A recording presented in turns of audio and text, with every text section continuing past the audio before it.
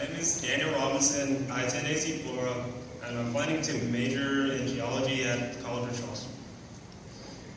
Good job.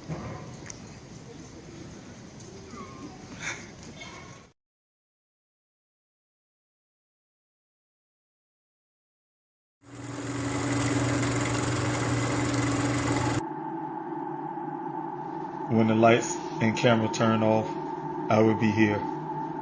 When the interest and conversation fade, I will be here. When there's no one around, a father will do anything it takes to be there for his son, to protect his family.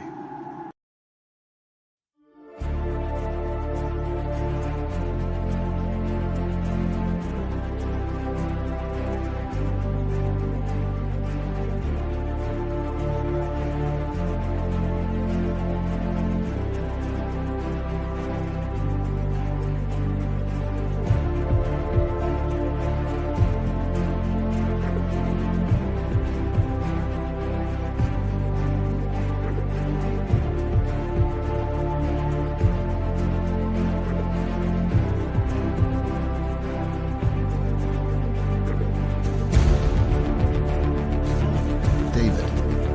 Where's everybody? 9 in for months.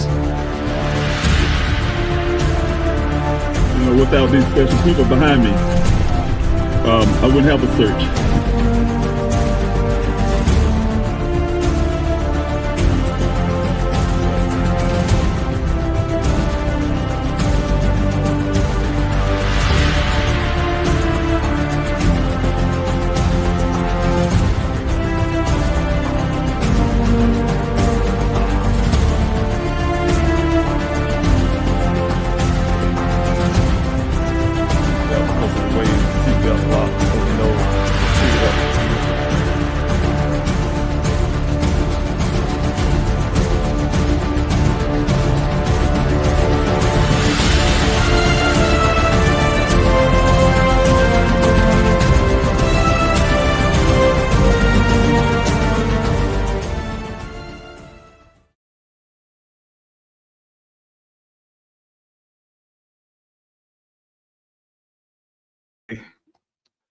Hello, everyone. Dave Robinson here, father of geologist Daniel Robinson. Thanks so much for being here with me.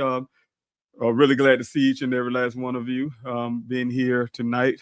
Those who were able to come on the Instagram side as well as the Twitter side. So thank you so much for joining in. This is the week here. I want to do another Q&A, a little part of Q&A, as well as talk a lot about about my son's story to give you some context of what happened over the years, where I stand at right now in search of my son, and what we are planning to do going forward. So thank you so much again, like I say, for everyone who's here tonight. I see a few on Instagram side, on my personal page, as well as those who are on Please Help Find Daniel. Thank you so much.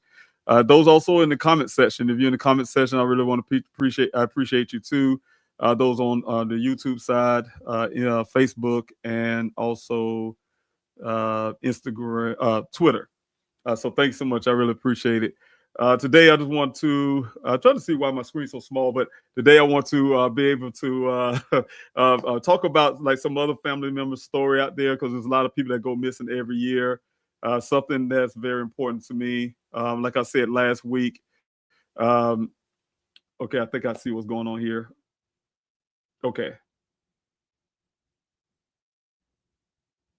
I want to make sure I get my screen right. I think we have some little issues with the screen, and I want to make sure that I'm getting everybody on. So, again, I apologize for starting off this way, but thank you, everyone, again. But yeah, I want to talk about some of the families that have missing loved ones. Like I said, it's something that's very important to me.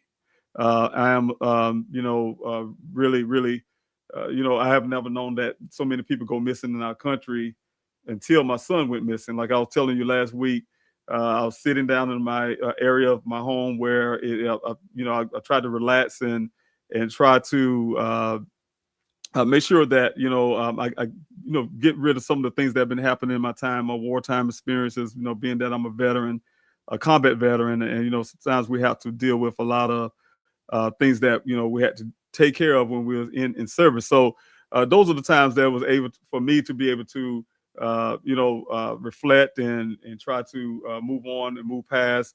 But then you end up finding yourself out, like I said, for myself and my family, I found myself out in the Sonoran Desert of Arizona searching for Daniel. But at the same time, it educated me. I started learning a whole lot more about missing American cases, why people go missing. My family and I, we have a real lived experience of why some people remain missing, and some of the things that could happen, that could be improved and done a lot better.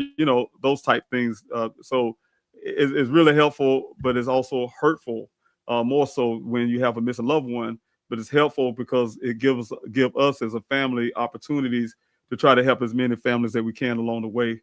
And so that has been my journey from the time of my son going missing until now, is to try to do everything I can to not only do everything I can to find Daniel, but to make sure that I'm also searching for other families while I'm doing so, and do, like I said, anything I can to help that process. But to go along, I'm really trying to see if I can get the screen right, because I see I have a half screen, and I'm trying to figure out why it got that way in the set where I'm trying to clear that off if I can, and see if I can get something that can better this. I just don't like the outcome. The screen, I'm not getting it right. But I'm just making sure that one on Instagram having a hard time. A lot of times when I'm doing these lives, I have some issues for Instagram, and I want to make sure that you guys can see me okay. That this smaller screen is not being a hindrance to the way you can see my image here. Let's see if I can fix this real quick. There we go. I got it. All right, now this is even better. I think all of you should be able to see me a lot better. I hope on the Instagram side. The screen looks a little small still, but again, I want to share some of the stories, and I want to first start off with talking about my son's story just a little briefly for those who don't know about Daniel's story. It's a continual mission of mine to find my son. When I was traveling those 2,000 miles from Columbia, South Carolina to Arizona, I had to treat my son's case like a mission. I had to put on my military hat back on, the training and you name it, just to make sure I can be able to do everything I can, keep a level head, keep my emotions down enough to be able to be effective for Daniel. So I didn't know what to expect when I made it to Arizona, but I definitely had to make sure I do that. But Daniel, geologist by trade. He grew up in Columbia, South Carolina. My family, we like 4 generations, Columbia, South Carolina. But he's the youngest of his siblings at the time, and he a lot of people know that he grew up with he's born without a right hand. Something that never ever been, I say this all the time, nothing that's been a hindrance for Daniel. Daniel only one time asked his mother what happened to his right hand. Of course, she gave him a story of why, of where, and he never asked again. But at the same time, for us as a mother and a father, we had our concerns about school and things like that, dealing with other children. Sometimes children can be hard to deal with. You know how it is growing up, going to preschool and some of these other schools. Children can be really harsh at times, ask a lot of questions and things like that. But one thing we have found for Daniel, he though we wanted to help him by getting him prosthetics to help him along the way, he always had this thing where he just rejected it. He didn't like it. He just wanted to be himself. And so he had to teach me and his mother that he just wanted to be himself. And he proved that. He proved that in the long run. We saw him just growing up, like I always mention a lot, just some of the smaller things I talk about. It's a whole lot of things. Teaching himself how to even tie a shoe, to be his siblings in video games, how to adjust when it comes to teaching himself, when he taught himself how to play the French horn, his first instrument. Also the trumpet, and he did a little bit of sports, and just all of that. So being a younger child is like any other child. Daniel always also was a person that wanted to achieve or overachieve over his siblings, his older siblings. So All of them are scientists by trade now, but he definitely looked up to his siblings, his older brother, and wanted to do a whole lot better. So he have been doing a lot of stuff like, you know, being an academic all-star in junior high school, to getting awards in elementary school, to graduating with honors once he got to College of Charleston, South Carolina. So you know, and he majored in geology. But his spirit, very good spirited young man. Again, Daniel is a person that brings a lot of people together. You can see right here, he going missing. I mean, thousands of Americans all across the country, even abroad, those who were international people came in together to try to help me locate my son, supportive in all kind of ways, whether that was funding through donations, to making phone calls, to prayers, to good comments that I see in the comment section, keep my morale up, to you name it. People just came together. And so I really say that's a sentiment of his spirit, the kind of spirit of person he is. Very friendly. Story really quick was when Daniel was in college at College of Charleston, in Charleston, South Carolina. His siblings, twin sisters, was in college along with him down in College of Charleston. And oftentimes, him being the freshman in his freshman year, I think they were in their sophomore year, or they going into their senior year in college. They was really concerned about their young brother because he's always with his friends, and so he liked to hang out with his friends and have fun. And you know, so they report, hey, but they can walk down the street like his sister would tell me, and people run up to him and they know him all around the campus. So very, very friendly oriented person. People like Daniel. He definitely could pull a lot of friends. Him and his friends did their first travel to Puerto Rico for trips, and they go camping and, you know, all kind of things. But to go along with this, Daniel also has an entrepreneurial spirit. His goal is to be a millionaire before he turned 30. He also wanted to own his own business. He wanted to do something in this field of geology, but own his own company. And to that, one thing, Daniel, when he graduated from college, he went to Flagstaff. Flagstaff was some class he had to take right after graduation. I didn't really understand why, but he took a class right after graduation in Flagstaff. But once he got there, he said, hey, I'm not coming back to South Carolina. He fell in love with Arizona. He loved Arizona. He stayed in Arizona. He went to Phoenix. He found a friend, a person who worked for Matrix New World, and he lived there for a while. The gentleman to get his apartment, and again, I want to back up a little bit. He also landed his first job with Matrix New World. Matrix Southwest Groundwater is another name for it. As a field geologist, they hired him on. Also, they call it a hydrogeologist, because, you know, that company is an engineering company that do a lot of assessing of the waters, the groundwaters. They do all the scientific stuff with the waters, to test the groundwaters and things like that, how much volume and how much water, volume of water could come out of those groundwater, the wells and things like that. So they need a geologist for those jobs. So often that's what they have in that company. Daniel was one, doing a very important job for Arizona. Arizona being a desert state, need that water, need that groundwater, the Colorado River, and et cetera, et cetera. They have the aqueducts, also the canals that run through. But those things are important for Arizona. So I would like to say Daniel's job when he left South Carolina is very important to Arizona. But definitely he took the job, and very proud of him as a father, as a mother. His mother and I, of course, are divorced, but we both are proud of our son. You know, he's done an excellent job.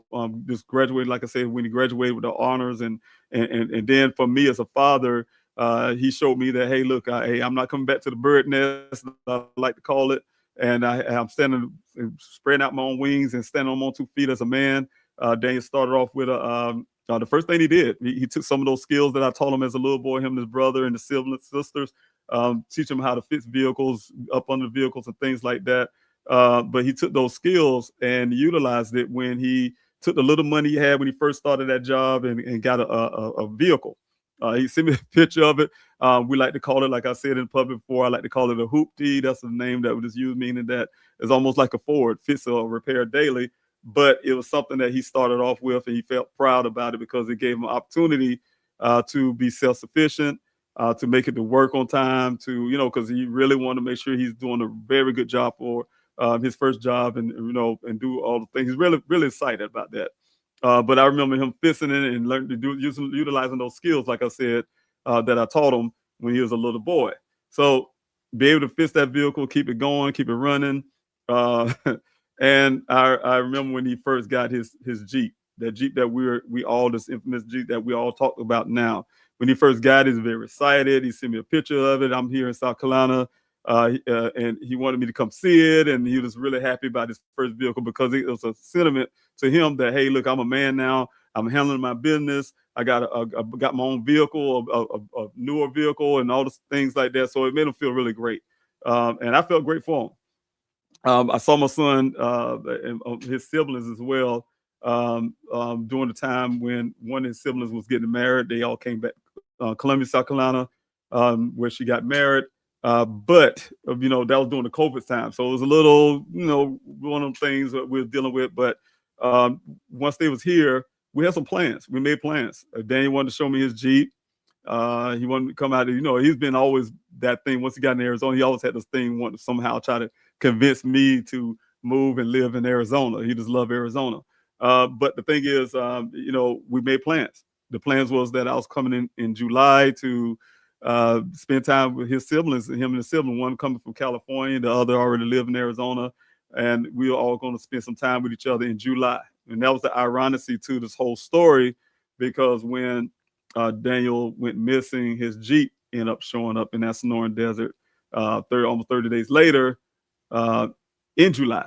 July 19th was the date. So to back up a little bit, Daniel, he's done a wonderful job at the company. He did have some reservations later about working with the company. He had some things that really worried him about the company, something with the leaderships and things like that. But one thing that also was problematic for Daniel is the fact that, you know, when he goes out to these sites, and I talk to him a lot, it could be day or night sometimes to get these assignments.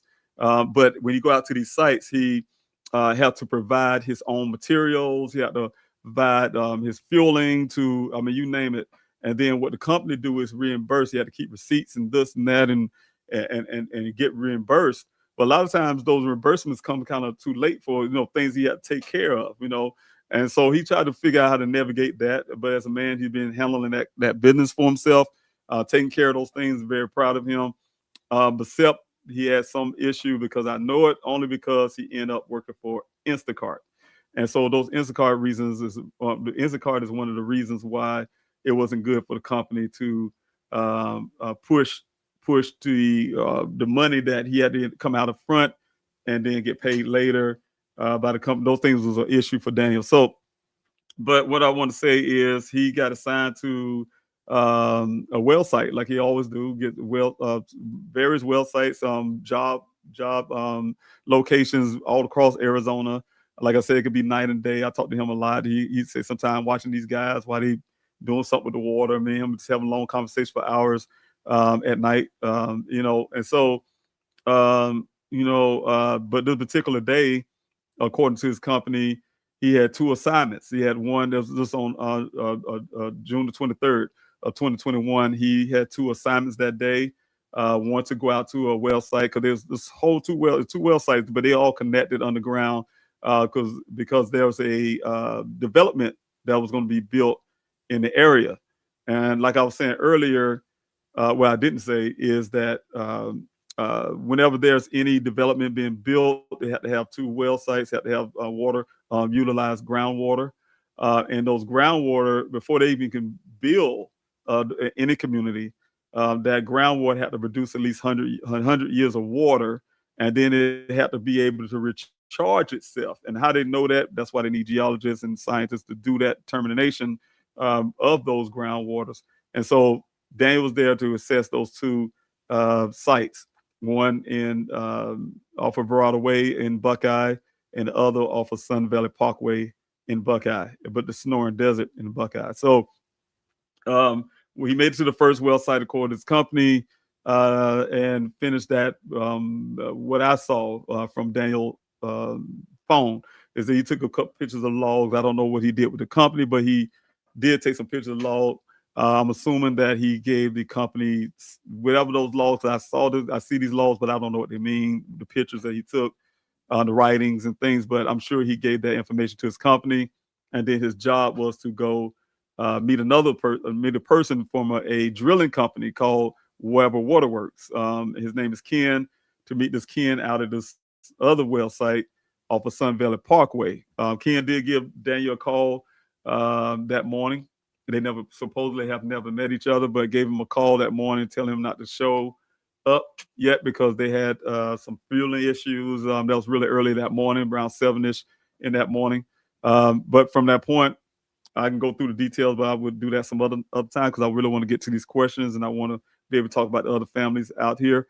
But he met the guy off Sun Valley Parkway, left that first well site area, went to the second well site area off of Sun Valley Parkway. According to Ken, that's where the story picked up from Ken. Ken said he met my son out on Sun Valley Parkway at the gate, and they had a brief conversation there. My son followed him into the desert. We 1 mile west, 2 miles north, made it to a well site at 9 o'clock that morning. They had a brief conversation once they got there about the weather. There's a weather storm coming. There's two ways you can look at the story. Whatever Ken said, one point he said it was raining, one point he said it was about to rain. Look at the weather report. But the ultimate thing was he said my son spoke about things about going to Phoenix to rest, though he lived in Tempe. And he was tired or something to that effect. And he looked at my son's eyes and all kind of stuff. But the whole point is he said my son waved off to him, got in the vehicle, drove off, and never been seen again.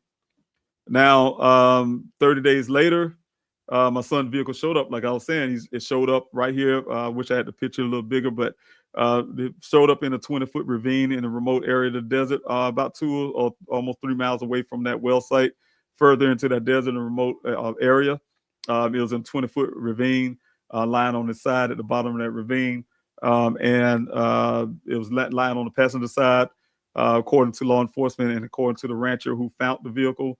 And according to law enforcement, everything he was wearing on his body, from his clothes, from his underwear down to his socks, was lying 3 feet away from the vehicle in a pile. All his personal effects was there. All the case on the water that he brings to work with him was untouched. The cases of water, and so those type things were located in that vehicle. Fast forward to go back when I had to put in a missing person report on June 23rd. I got a call from my daughter sometime that evening, and it was my daughter was really uptight. She had a person from Dane's job come to her apartment. She thought that was really, it was bothersome to her. At first, she didn't know how this guy knew where she lived, but he explained that he's off the job friend of Daniel. And being a friend of Daniel, he drove there, I think, on occasion according to this gentleman, and that's how he knew that he see if Daniel was there. He explained to her that no one have seen him since that morning. He told my daughter that it was around 8 o'clock that morning. No one had seen Daniel. And he's just looking for him, right? And so seeing he was there, of course, that made her really upset. My daughter called me. I was here in Columbia, South Carolina, again in my area of my home where I like to relax. And Daniel, like I said, Daniel, my family, everyone knows what that place is, to relax and try to reflect, and those kind of things that you deal with when you're a combat veteran. And so from that point, of course, I had to hear my daughter. I can hear it in the voice, the reflection in her voice. I know she's really upset. She's really don't know what to do. She's really, really uptight. So I had to make sure, of course, as a father, to make sure she's calm, make sure she's relaxed, make sure she's being able to be okay.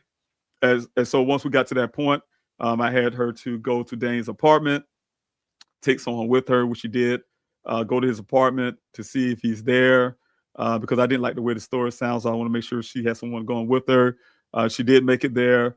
When they got there, I was told that I was on the phone with them. I was told that she could see a light on inside his apartment through a blinds on the patio, but his doors are locked. But his vehicle is gone as well. That still wasn't something enough for us to really panic over, or for me to really get uptight about. We just want to make sure we do our due diligence first, and that was the first step. I also called his mother. I'm sure she called her mother. She called her sisters, I'm sure, and her brother. But I'm sure all of us was calling around family, friends, anyone we could think of that probably heard from Daniel. And lo and behold, of course, no one heard from Daniel.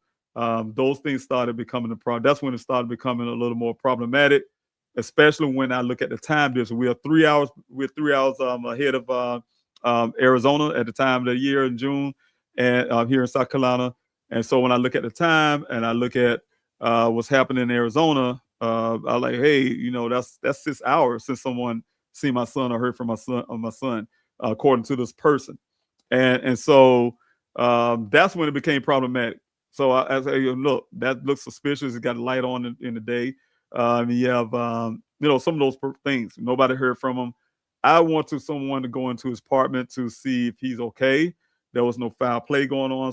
Somebody did something and then took his vehicle. I mean, there's all kinds of things run through my head.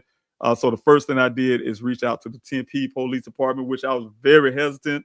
Like, to be honest with you guys, I was very hesitant, only because there were situations during the time where law enforcement was being called for different various reasons, and then the person they supposedly go check on, they end up shooting somehow. And so those are the things that was really problematic for me as a Black father, and living over 2,000 miles away. That was really hard for me to make that decision, but I had to make that decision really quick. And so I did so, called Tempe Police Department, who ended up, to give you a long story, brush it off and say it wasn't in their I guess, jurisdiction to do so, even though he lived in Tempe, because I mentioned the information I knew. They asked me questions. Only thing I knew at the time that was given to me from talking to the co-worker is that, Daniel's job was that, it was on the White Tank Mountains. That's the word I heard. So I was relaying that to Tempe Police Department, last seen near the White Tank Mountains, wherever that was. I don't know anything about Arizona. And because I said that, they said, hey, White Tank Mountains is in Buckeye. And they push it off the Buckeye to do a welfare check, or have them call them to get the welfare check done. And so eventually, of course, that's the first thing I had to do, try to do that. But at the same time, because of the length of time that Daniel been missing, because nobody heard, then I want to say, hey, it's a missing persons report. We need to find out. We already did our due diligence. We know he's not around. We know he's broke his character. All of that is already taken care of. So when I called the Buckeye Police Department, they told me I had to wait an extra 2 hours before I can put in a missing person report. So I waited piece of 4 for those hours, and then called back again, and then asked for a welfare check as well. And they the one called the Tempe Police Department. What I was told is they went out to the apartment complex. They got out of their vehicle. First, I heard they did a drive-by, but later on, hindsight, I found out they say they did a actual knock on the door, and they did see the opening the blinds, just like my daughter did, with the light on. And that was the extent of the welfare check, which I really thought it was really helpful if someone could actually get into the apartment to check it out, but that never happened. But again, I was able to put a police report in, and when I did so, I was talking to Officer Cruz, who very, very friendly, very helpful, just everything, doing very good to me. From a person don't know, you never know when you have a missing loved one, you don't know what to ask, you don't know what to do, you don't know the steps, you don't know nothing, right? So it's new. So everything he was saying to me was really helpful. He was getting a lot of information. But there's one particular thing that wasn't helpful, was when as I was speaking to him, we get off the phone, on the phone all night, on the phone, off the phone. I was also calling Dan's job, and I was working it, you guys, working it. And when I found out that, hey, no, this area is the desert. It's the desert. He's in the Sonoran Desert, and when I heard the word desert and he's out there in this dark desert somewhere, lost. That's how they was putting it. I have an auntie from Pennsylvania was out, making phone calls as well. She was calling campgrounds and all kind of stuff.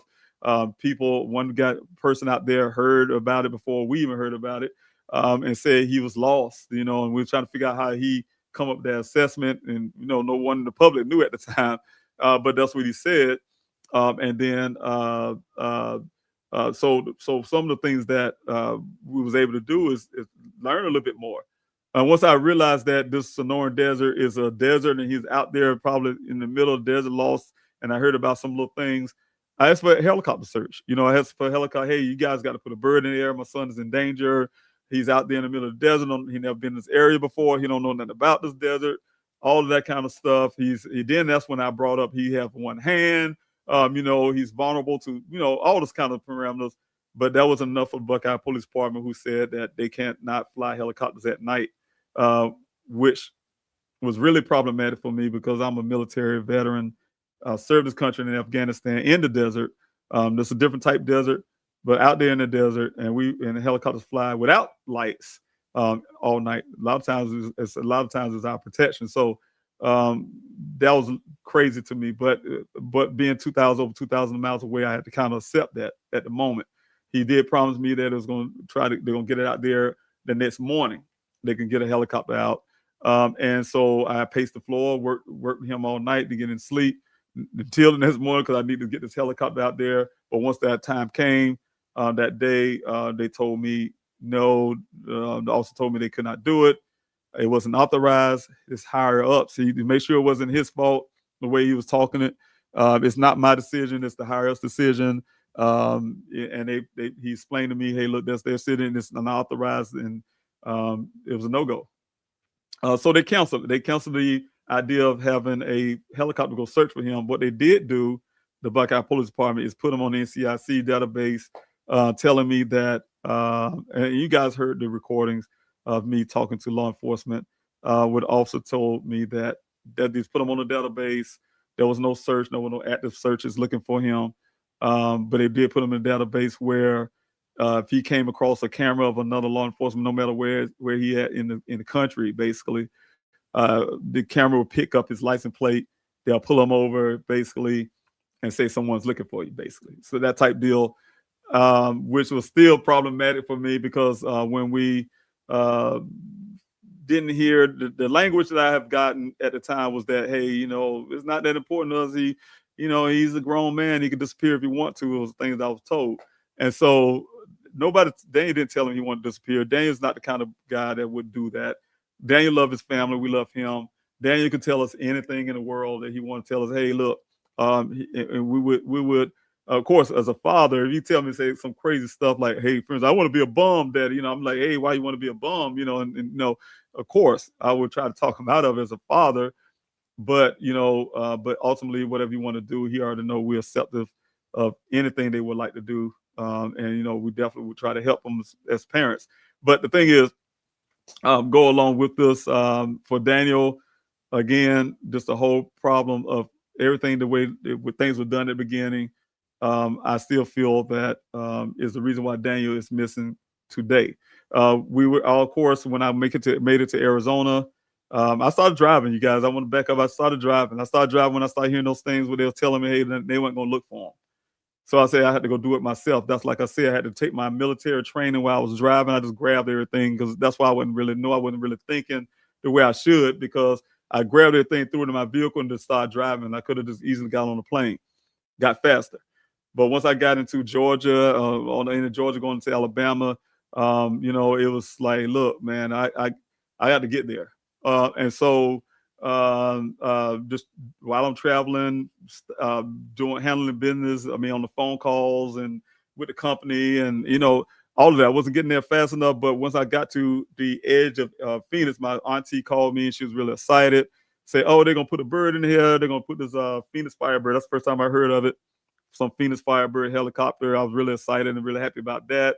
But my mission was, in my mind, once I got to Arizona, I was going to find my son. I was going to find him that day. I was going to get my son, find my son, and that's what I really believed. But once I got in Arizona, it was a different story. Picked my daughter up, who was living in Phoenix at the time, and she and we did a lot of work. I mean, a lot of work. We went to the only thing I knew, being a military veteran. Whenever we get issues like when in Afghanistan, some things that happen, the first person we called is the Red Cross, right? So that was already in my head. I went to the Red Cross, of course, because of the COVID situation. They had a building. The building was open, but no staff was there somehow. And then I went to the NAACP, being a black man. We reached out to the NAACP, could not find them, their building. That was the issue I had during the time in Phoenix and then the Arizona area, I guess, what I was hearing at that time. They was getting heavily death threats and things going on at the time. And so they kind of just be very careful security-wise. So it made it very difficult for me to get help that way. So the next thing my daughter and I did was also went to law enforcement, and we wanted to make sure we gave them everything we can that we knew. In the meantime, we also was I spent a lot of money on the airport. And it might sound kind of crazy, but we checked literally every parking space there is in that Phoenix Sky Harbor Airport in Phoenix, Arizona. Even the private ones and everywhere, just to make sure to do our due diligence again, to make sure Dan did some odd thing that he never did before, skip the country or something, or town or something. I don't know. But my daughter at the time knew exactly what his vehicle looked like. She rode in him many times. As a matter of fact, even the week that he went missing, they had plans to go hiking that weekend. So, but the thing is, we checked every one of those spaces. I mean, going in and out, they had to end up going in and out the airport just to get to those spaces. But the thing is, we did those things. Went to the Buckeye Police Department, gave them everything we can, from photos of the bank statements to just everything we could think of to try to help towards finding Daniel. One of the things we asked for, and the really big question we asked for, and that's a typical anybody. When you first meet law enforcement, you sit down with them, the first thing you're asking for them to do is get these cell phone pings, right? Common sense. Here it is, during the time of 2021. Here it is now, 2025, but 2021, cell phone ping is obvious. Obvious, we have things that we carry around every day of our life. This pretty much, anybody can tell you a phone is your life. Pretty much, you have everything in it. And when you have those things, the technology we have in 2021 at time and now, that tells you everything. I have a smartwatch on, and my smartwatch can, keep up with a lot of stuff. So of course, that's the first thing obvious. That's just no brainer for anybody. That should be a no brainer for law enforcement. It's no brainer for anyone in utilizing technology the way it can be used to locate someone, right? So we asked for that, and then they told us first thing is, no, we can't do it. No, we can't do it because we can't get cell phone pings because it's not a criminal case. Okay, how can you get it? They can't get it. Oh, next question was, okay, well, y'all have any footage, because I know you go to many, here in South Carolina, I drove trucks for many years, and I've been in every state except for, of course, Hawaii, of course, and Alaska. But I've been everywhere in this, this country, and every state I've been to, you have traffic lights where they have cameras, you hear the stories where if someone was to go rob Bank of America tomorrow, I guarantee you, when it comes to that money, they can bet that person from the time they went to go dump their trash that morning out of their apartment or house or wherever they live.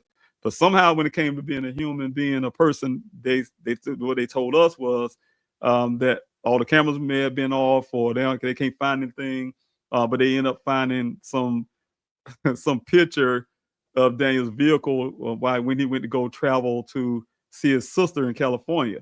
So I don't know if that picture came out of California or Arizona, but that's the picture they say they have. But somehow they were unable to get any kind of footage of him living in his apartment, going out the street, going to the gas, whatever the case may have been, to get to this location so we could get something.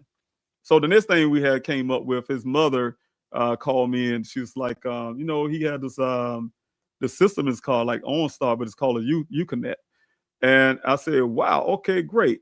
So the way she made it sound like he used it all the time. But so I mentioned to law enforcement. They said it's going to look into it. They first told me that when they came back to me, they say, well, we can't access it, or something to that effect. Then they said, well, we was able to get into it. They came back later, said we was able to get into it, but it came up with all 0 grids. And I'll ask them, like, what you mean by 0 grids? It's not showing no location. All the location is gone, is 0, just blanked out. And I say, well, why is that? It didn't make sense to me. He said, well, the Uconnect folks says that only happens if somebody sabotage it, damage or disconnect the battery of the vehicle. Those kind of things would cause that. And so we even asked for, I think it was something else that can go, so kind of like almost like a low jack system part of that. They claim they can't get that. So anything we asked for, they say they couldn't do it. They can't do it, can't get it, can't do it, can't do it, can't get it. So that was been a problem for us as a family. And you know, especially me being on the ground, it was really hard. It was really hard.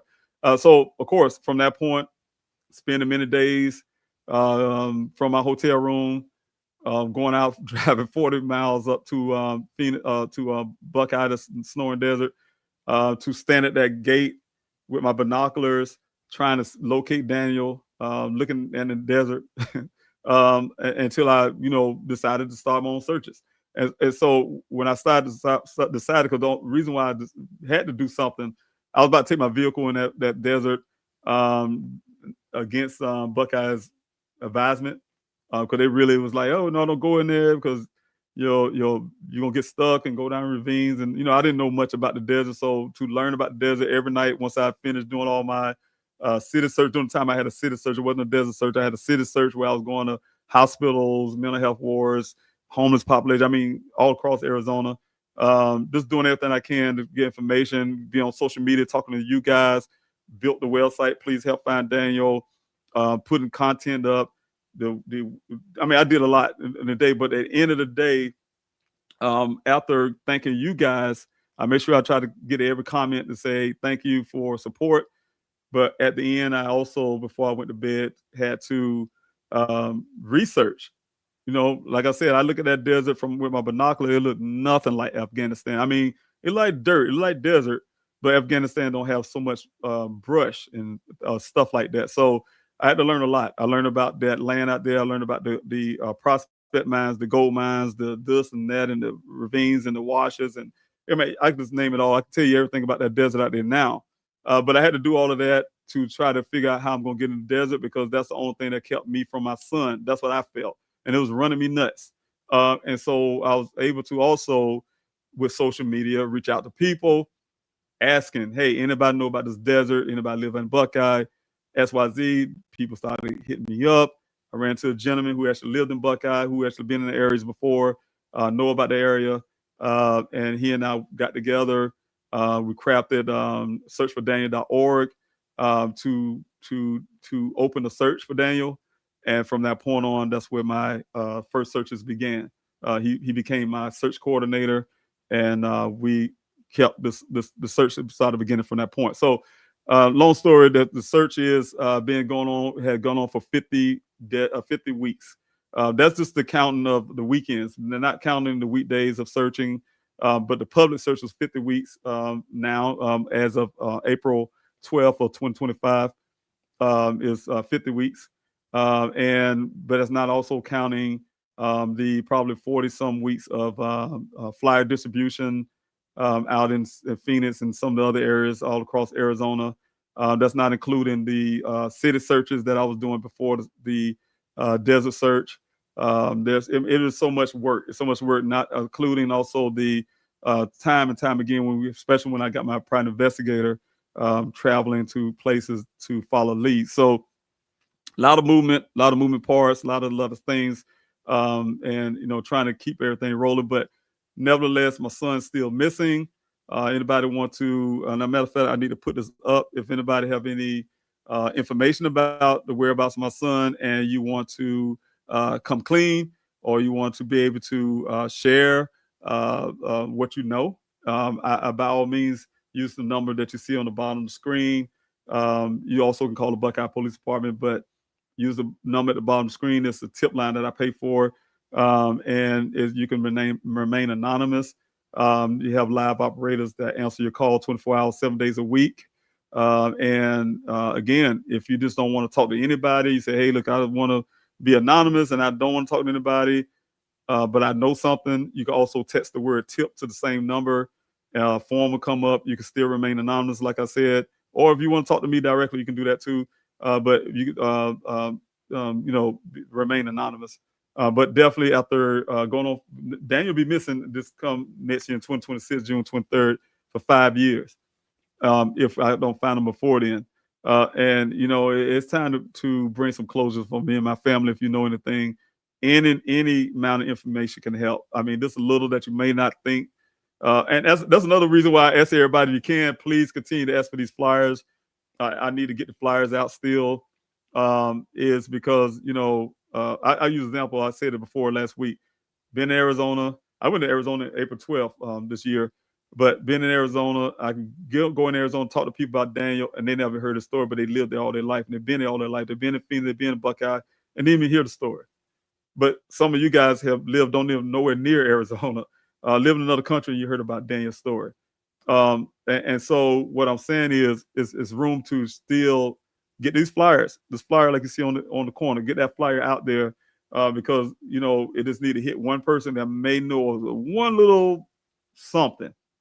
And that one little something could be something like on June 23rd, 2021, I was in I was driving down the street because I was getting on the plane because the U-Haul or the moving truck took all our furniture down to Little Wissy, Georgia. I always like to use Little Wissy, Georgia because it's a small place. Little Wissy, Georgia, that's where I'm moving to. Was running down Sun Valley Parkway and I saw XYZ. I seen this or I seen Daniel, but they didn't think nothing of it.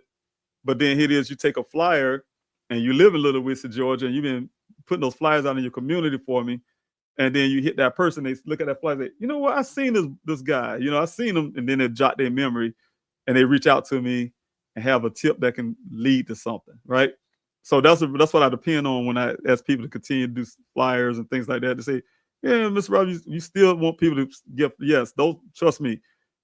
Word of mouth is important. We have a big country here. We have all these states, 48 states out on the mainland. And we have a lot of cities, a lot of communities, towns. And I mean, even if I've been doing this for over 5 years or 10 years or 20 years, I'm sure it's gonna be somebody who haven't even heard of Daniel's story.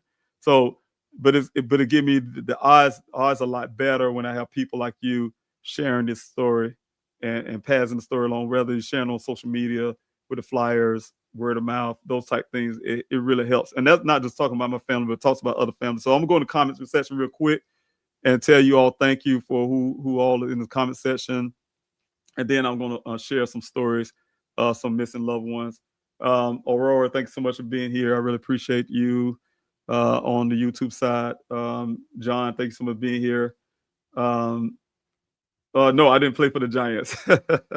No, I have not. It would have been good if I did, but no. I cut my football time out way in high school somewhere.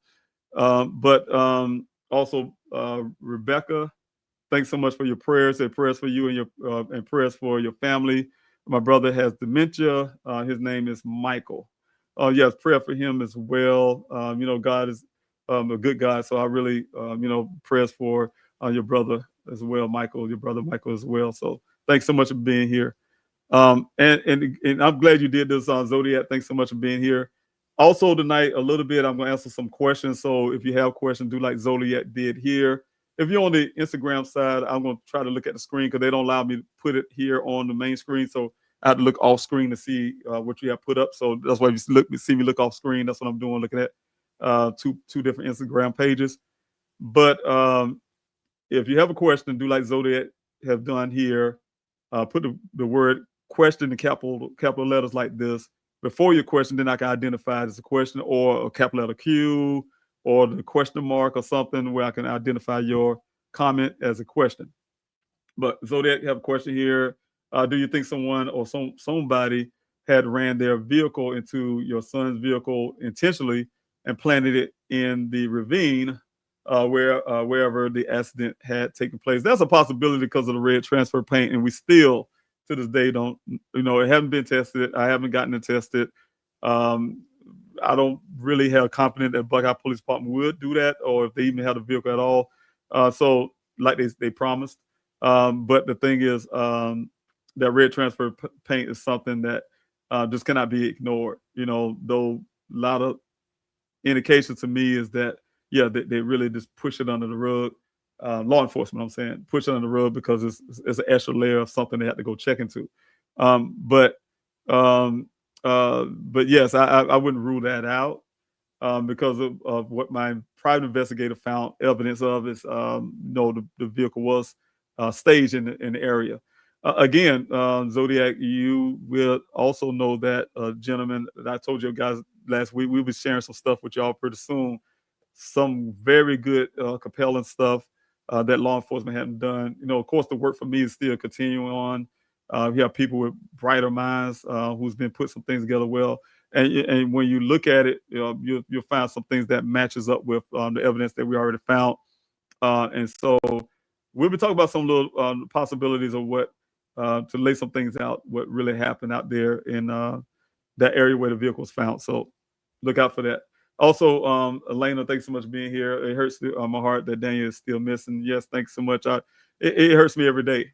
It hurts me every day, especially around this time of the year. I tell you guys, for any family, and I'm just not talking about just for my family, but any family that goes through what we're going through, there's birthdays, there's holidays, there's so many things that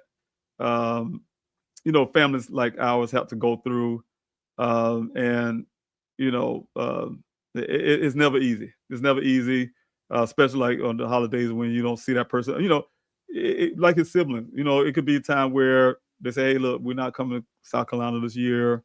We're gonna spend, the holidays wherever the state they live in." That's understandable, but but we don't go without phone calls, and don't go without sending pictures. My daughter send me pictures all the time, my twins, and so and we talk on the phone. And so what I'm saying is during the holidays, and that really kind of stirs some things. I'm not a big celebrator on certain holidays, but they are. And like I tell people before, we had Thanksgiving, we could have Christmas coming up. Some people don't celebrate Thanksgiving, some people don't celebrate Christmas. But one thing for sure, a lot of times these holidays give you a day off, and those day off, a lot of people travel across town just to see their see their loved ones. I'm saying miss love, but see their loved ones to be able to spend time with them, right? Because otherwise you don't really get it because you have to work, and a lot of us have to do these 9-to-5 jobs. So whenever you see these holidays and you don't get the opportunity, I'll give anything. I was looking and listening to, and you're probably gonna hear the video shortly. Video from a family that I love very much, Zelic Wim family.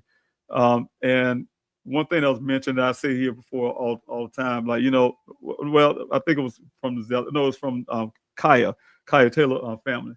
And the mother said, I don't want to put the words in her mouth, but I'm going to say it in my way. I understood what she meant by, being a parent. Your child could do something that kind of aggravates you or something for a moment, right? And I remember Daniel doing some things that would irritate me, sometimes, and I won't say what those things are right now, but I would give anything for that. I would give anything for that moment. And so what I'm saying is it is hard when you have a missing loved one and you miss all those family dynamics, those little particular things that you think you won't miss about a person. And you actually miss that too.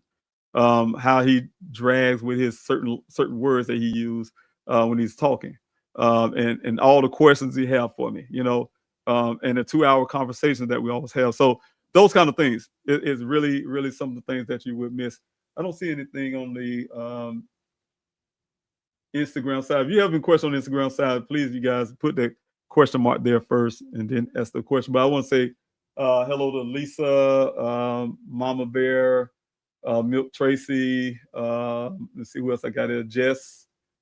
Thanks so much for being here. And I think that's it. But everyone that's on the Instagram side. I can't see the other one, but everybody who's here. But thanks so much. Joseph, thanks so much for being here. You said I just finished watching Disappeared episode on Daniel's strange circumstances. Then when I looked him up here, and you are doing a live segment. That's a big woo-woo there. I hope you find him. Thanks so much. I truly appreciate it. And I really appreciate Discovery ID for still continuing to put those episodes out.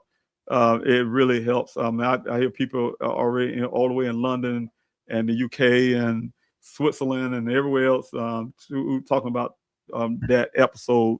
That's really helpful. So I really appreciate it. But I want to mention one thing, though. I was have to say about the episode, and I say this respectively to Discovery ID, is that their mother and their brother, and I did feel a little sore because I'm on the ground. I'm on the family member out on the ground in Arizona fighting. And I remember when that episode was coming, they asked me to participate. I wasn't able to because I had some other obligations, but they did have his mother and his brother to do that interview. But they also used part of my interview from one of the affiliates that they already have, because I did many other interviews. But there's one particular thing in that episode that still is a sore thumb to me, and I want you to understand that, Joseph, and everyone else who ever watch it, is that the story, and the mother, I get it, the mother's a mother and the brother's a brother, but the story was put in a way that Daniel was this depressed person and down in spirit, and maybe all of this is some hurtful thing in his heart or something. And his house is disarray, and his dishes was dirty, and the trash is overflowed. When I saw that, I'm like, oh my God, and it hurt me because I'm the only one who was in Daniel's apartment. After law enforcement, after my investigator, I was able to get access. But the thing, what I'm saying is, his apartment was far from what you saw in Discovery ID. There was no trash overflowing. So what I had to do, Joseph, I had to do a live like I'm doing right now, and actually show the public pictures of Daniel's apartment, more than I didn't want to at the time because I was doing an investigation and of my own, because law enforcement doing it, I was doing it. I was doing an investigation. I didn't want to release it, but I released some pictures to show the public how clean this apartment was for a gentleman, for a bachelor, you want to say, a young man who's a boy. He's not a girl. He ain't got no pretty curtains up and some, fancy dinnerware or something, but for a guy. And when you look at his kitchen, there was no dishes in the sink. He had one picture that he must have left there when he was leaving out. His trash wasn't overflowed. There was I even had to open his fridge. The only place in that apartment that was a disarray was, and I got that from law enforcement. I got it first from Detective Biffin. Then I got it from my investigator, who came to me and said, Detective Biffin first, he was like, Mr. Robinson, your son is a messy child. No, he shouldn't be, because his mother told him better. But he showed me the pictures. Nothing wrong with the living room, nothing wrong with the kitchen, but his room was torn all up, right? And so when he said that, asked the question and showed me the pictures of his room, how everything was thrown all over the place, I'm thinking, like, as a parent, I felt kind of embarrassed, like he was a little kid again or something, that somebody else grown saw his room messy or something, And so, but when my investigator went in, I haven't been in that apartment from after the detective, but my investigator went in after the fact. And when he took the pictures of the entire apartment as well, he was telling me the same thing. I was trying to cut him off. Like, oh yeah, Detective Biffin told me about his room. And he said, no, I want to show you something else. But my investigator did the work. Detective Biffin just went in and took pictures. This is law enforcement now. But my private investigator went in and took pictures too, but he explained those pictures, what he saw. And when he explained those pictures to me, he showed me that someone was looking for something. And he showed me the reasons why. He showed me the steps where things are done, because he could see that by looking at it. When he was out there actually assessing, actually looking for what was going on in that apartment. And then, so from that point, like I'm saying, is the only place that was messy to say about Discovery ID Disappeared episode is that the only thing you could take away from that is that from me as a father who's actually was on the ground, who's actually doing the work, who's actually investigating. And I'm not taking away from his mother and his brother, but I'm saying is I'm actually was doing the work. And it made me offended because we actually doing I was actually doing my own investigation at the time. And I didn't, and I'll be honest with you, the family didn't know some things that I just knew, right? And so when they did the episode, they're doing it by their feelings. It was just their feelings. It wasn't facts. So the things was I wanted to say that part is that I have to defend my son's integrity, the person he is, the genius that he is, the scientist that he is, and I'm very proud of him. So I had to kind of defend that in that way. So I'll try to do it in a way to say, hey, look, I'm not going to dump on the episode. The people only going to make the episode the way they can to get interest in today's case. And I appreciate that. I appreciate it to the fullest because it need to be done. That's why I get awareness, and it shows. You say you looked at it, and I so happen to be doing the live stream. So and it helps. It helps keep Daniel's story out there. So I always tell people, yes, please look at that episode, but always remember, Mr. Robinson always going to have a reservation about that one little part. That one little part, I cannot stand it when I hear about it.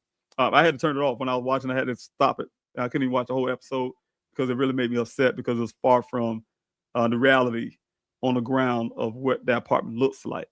When Daniel went missing, he didn't show up anymore. So I just wanted to put that out. All right. Somebody said I lost sound. Okay, y'all hear me now? I'm gonna have to come back here. Okay, y'all hear me now? Somebody give me a thumbs up. I just saw a message say, okay, you guys can't hear me. So I probably was talking the whole time and you couldn't get me. So if I was, let me know. Somebody give me a thumbs up and say, yes, you can hear me. If you can't hear me, oh, good. Thank you so much, Lady Diana. Thanks so much. I appreciate you on Instagram. I really appreciate that.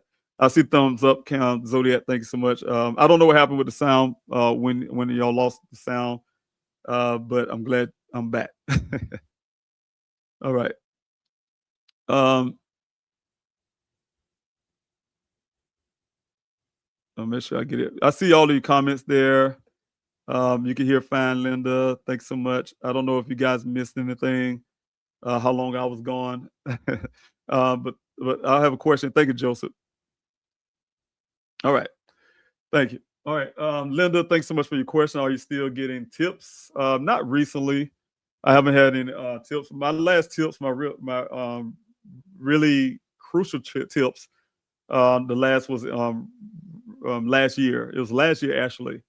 I had some serious tips that, but I want to say it this way: the tips didn't come like it was something brand new. The tips was from, how I want to put this. When you're doing an investigation, especially you're a person like me, I don't have a crew. I'm not law enforcement. I don't have a detective crew or a team, and I don't have millions of dollars. Whatever law enforcement budget from the city managers and people. Make a long story. I've been getting floods of tips when Daniel first went missing. When I was really pushing hard, I had to work 3 strong months to get Daniel's story on a national stage. And doing that, trying to do interviews, to, oh my God, keep on social media, keep his website updated, holding city searches, then doing desert searches, and then running like a rabbit from the desert at noon, 1 o'clock in the afternoon, turning equipment in and rushing out to get into the city to meet the people who come out for the city search and do the city searches and all of that, and then go back home. Make a long story, and still investigating at the same time. I got a lot of information, and then it ended up getting lost in my files, right? And so last year I was going through old tips that I received in my files, and I still have some. I have some that still need to be explored. I have one that's out of California that need to be explored.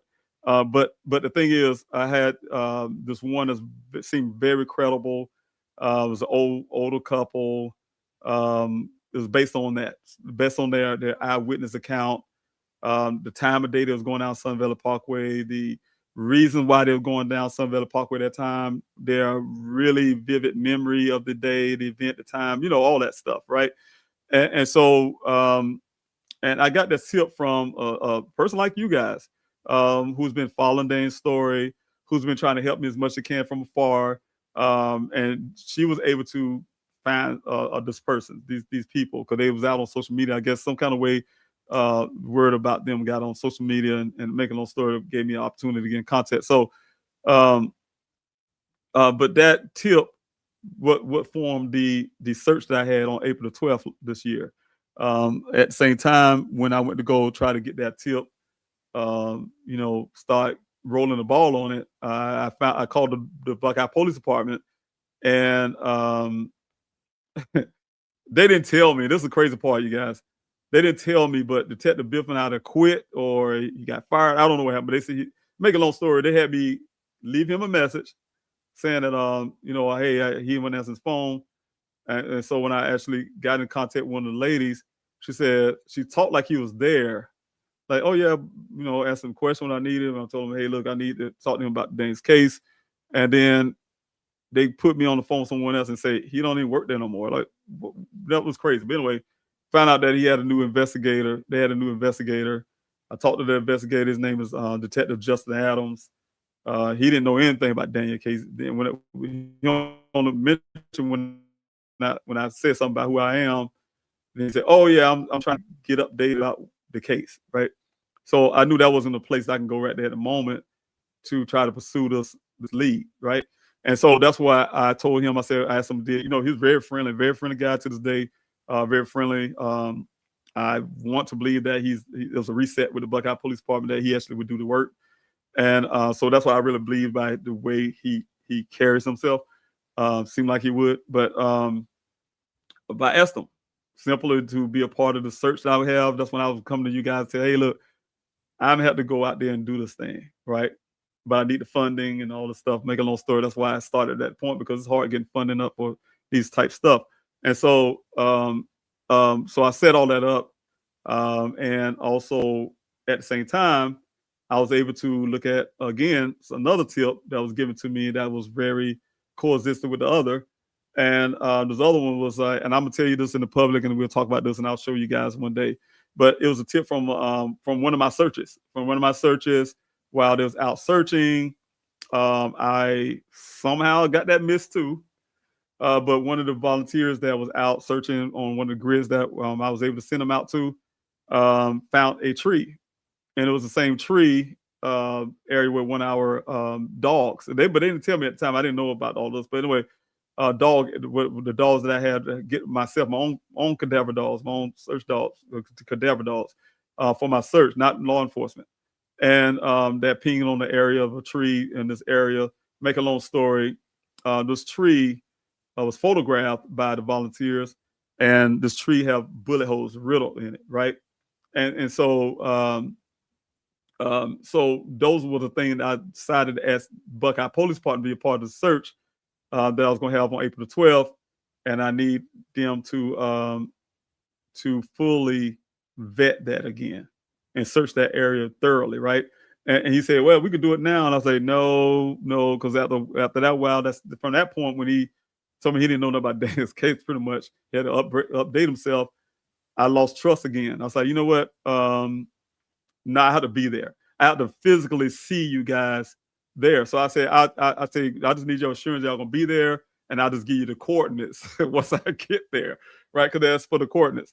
And so, make a long story, and that's exactly what happened. Of course, you guys know my friend Joseph, Joe Petito. He called me in January. And he heard about the search, and he wanted to come as a friend. He always wanted to come help. So he came out to help us with that search as well. But it also, that search was based on that tips. Like I said, the tip is 3 parts. I had that first tip, like I said, with the elderly couple. The second was with the search volunteer, and then the third, I have the third search area outside of the line search of the area that I went to do line search was the area for the elderly couple. But I had to search with the Buckeye Police Department for that tree area. And then I had the Arizona Rangers part of that search. They did the what we call Pride Rock area, which I still today need this, and there's a reason why I need a line searcher there, but it's almost it's for all these weeks, believe it or not, it's been a difficult way to try to get volunteers over there to do this line search that's really needed. But the people that they have, the Rangers had, they went up on Pride Rock to see what they say could be in the Lions Den. I didn't know Lions actually have one, but to search the area again. I've been up there myself and my daughter, believe it or not. We've been up there. We're looking for this lion den against Buckeyes. Of course, when they say, Miss Robinson, don't go up there on that mountain up there. There's a lion to live up there. When they said that, that made me want to go for real then. Like, oh, no, I'm going to show my son it's not up there. So was able to do that. But I sent the Rangers up there again to double check that area. And so that was the search of that. But the tip wise, you asked the question, are they getting tips? No, not currently, but I hope so. The tip line is still there. The phone number is right here. Also, let me see if I can do this real quick too. Put this on the bottom. You guys can, I think I have the information. Directly hit me up right here. This number, if you guys want to text me this number, you got information like directly to my public cell phone number. You can do that and contact me that way.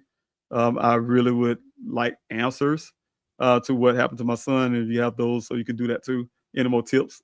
Also, back to the questions and see, make sure I'm not missing anybody. If you have any questions on the Instagram side, no, I think I see one. But yes, again, Lady Diana, thanks so much for your question. But if you guys have any questions, put a capital letter Q or the word question before your question, so I can identify it. Did they find the tree? Oh, yes, I gave them the coordinates that day. And once I got to Arizona, I gave them the coordinates so they can actually be at the search. Because, I had a bad history with Buckeye Police Department. They said they'd do something and they didn't do it. For instance, I'm another example. Many of y'all don't know about this either. I had some really good tips about a prospect mine. Prospect mine is one of those mines that's not. It was a one that was digged by people who's not professional, but people look for gold. It's still gold in that area, right? And they have mines all over the place, but this one particular mine was unmarked, right? And it was found, but it was in proximity to walking distance for the area where Daniel vehicles last was found. And so I needed a search, right? And so, but it's on Bureau of Land Management side. I couldn't get them to do the right thing with that. I got the Buckeye Police Department gave me a promise they're gonna do it. They claimed they drove. Then they said, "Oh, we couldn't get to it because their tires on their UTV vehicle might get flat or something because of rocks or something to that effect." And so it never was done. So it's things like that that still puzzle me. We have another mine that is south of where the vehicle was found as well. I had a bit tire over. I had tire moved, but we can't get down in. Try to get Bureau of Land Management do that. Can't get them to do that. The owners, nobody would do it. So those things are still lingering when it comes to the area out there in the desert. So people say, Ms. Robinson's still gonna do any searches out there. I don't have any plans of doing the searches until I get, like you were saying, some credible tips. But I can say the things that linger in my head is those type things that haven't been done, or those areas that haven't been searched. Even after 50 weeks of search, the desert is huge. And it's still either direction you can go, it can lead to something else. And so, it makes it really hard, especially when you're just a civilian like myself and you're not law enforcement. Elena, thank you so much. That name sounds familiar. It sounds like a friend of mine, one of my battle buddies. But thanks so much for being here. The opportunity together with family. Yes, during the holidays. Thank you so much, Susan, for being here. I say my husband is a long haul truck driver, and out that way often. I told him about Daniel, and he always looks closer at things when he's out there. I tell him I really appreciate that he's doing that. Thank you so much for telling him about the story. He listened to the CB too, because locals talk of those things. I hope so much for Daniel to be found. Yeah, you said CB. I just think about my days of driving trucks. I drove trucks for many years. I used to love being on that CB. But Yes, but thanks so much. Tell them I said thank you. And happy holidays to you both. Questions are the question here from Degon. Thanks so much for being here, sir. The question is, are there any search events coming up? Again, I haven't had any plans to do any search, and haven't planned to do any search right now. And it's a couple of reasons why. Funding is really hard, and sometimes one of the things I have really difficulty with right now is the funding, because a lot of times people look at it at the GoFundMe, for instance, say, hey, look, a lot has been collected, half over near going on 5 years, and those money was actually utilized as time goes. So GoFundMe don't actually say change it up. So I see the donations that moves really slow. It moves so slow that it's really hard to plan something like a search, right? Unless it had to come kind of quickly, like a bit bulk. It takes me to have like news coverage. Someone say on a news article, news station say, hey, like what happened with the Petito family. When Joseph decided called me in January and say, hey, Mr. Robinson, hey Dave, man, I want to come to the search, right? Not for Gabby, but I want to come as a friend. I've been wanting to come, right? Yeah, I'm so happy to hear him come. But once they got wind of it and it hit the news, people come there and they want to donate to help this thing come to be, right? So, but that's one thing. The second part is I don't want to spend a lot, because what I did, believe it or not, the last search in April 12th, I had to budget really hard. I had to budget really hard with the funding. I had to plan everything. I have a team in Arizona. They say, you trying to do all that in a couple of days? Yes, I am, because that's all the funding I have. The funding had to last me to be there a couple of days before the search, because I had a mission. The mission is I was able to have to get back in Arizona to clear my son's storage unit that we couldn't afford. I was paying bills in Arizona, and I live in South Carolina. So bills I had to eliminate. So I had to go there and do a lot of eliminating storage units, with the vehicle storage, all this kind of stuff. And the way to do that was it was the hurtful things, because it's certain personal things of Daniel's that I wanted to keep.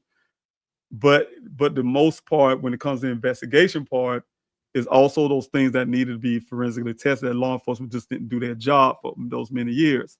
So my goal was to not only have the search to cover those leads and those tips, but it's also to be in law enforcement face, because like they are not doing right now.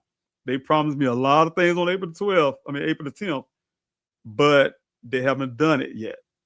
They got on their police report, they swabbed his steering wheel, shifter, and door handle in 2021. This is 2025, and they still ain't doing nothing with it. So when they knew I left Arizona because of funding, I cannot maintain my house here in South Carolina and live in Arizona at the same time. They gave them shade to do nothing, the way I take it. Because when I was there, I had you guys backing me. I'm in their face constantly. And when they bragging about these little searches and stuff they do, it's only because I was there pushing them along the way. Because if I wasn't there, they won't do it. And the proof is what's happening right now. So what I'm saying, to have that event, it takes a lot out of me mentally. It takes a lot out of me physically, and it would take a lot out of me financially. And until I get something that's going to be like somebody say, hey, he's right there, basically. I don't have any plans to do any more searches, much as I need to, because like I said, there's a lot of areas out there that haven't been touched in my grid, believe it or not, after all this time. And some of those searches can only cover but so much land, because if I only got 20 people, we're not covering but so much. Back when Daniel first went missing, sometimes I had like 200 people. Man, we cover a lot, right? But when you come down to 20 people, 15 people, whatever the case may be, you're not putting a dent in that stuff, right? So, much harder we work, and I'm not taking away from volunteers. I'm saying the harder we work out there, trust me, people who's on the ground with me, they'll tell you the desert is very intimidating, very intimidating. And so, but the possibility there of things that need to be searched, like I said, it have to be something that give me a pinpoint location where I can take whatever fund I can grab and actually hit that pinpoint location without overextending things. But I saw something on the Instagram. I said Gibri.